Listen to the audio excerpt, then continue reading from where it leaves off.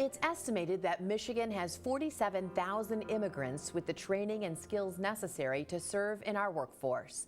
Hello and thanks for joining us. I'm Laurel Hess and this is Comcast Newsmakers. Joining me now is the Director of the Office for New Americans, Goei. Thank you so much for joining us today. Thank you for the invitation. A fairly new office. It's only been around for a little over a year. The governor created it because he felt we needed to do a better job attracting immigrants into our state and training them and getting them into the workforce, correct? Absolutely, yeah.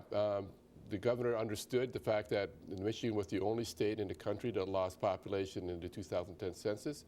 And he also understood that as we continue to grow our economy, that we had holes to fill with,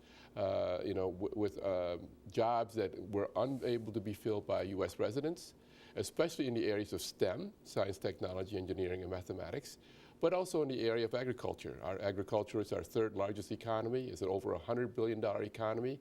And our growers and farmers in the state of Michigan are unfortunately unable to continue to grow because of the lack of workers in that field. So immigration, he felt, was important for us. He recognized that immigration was an important part of our growth in the past, and he believes that it will also be an important part of our growth for the future. Where has been your primary focus? Are you actually working overseas to try to have immigrants come and move directly to Michigan, or are you working more throughout the country, getting them to move from state to state? Is there a primary country that specific immigrants are attracted to our state? No, the governor understands that we have a lot of talented immigrants, like you introduced in the segment with the 47,000 skilled immigrants that are currently working or living here in the state of Michigan. They are already work certified. They are already here with legal documentations. It is just now a matter of the state of Michigan being able to look at their credentials and look at their work experience and see how they can fit into our Michigan's economy.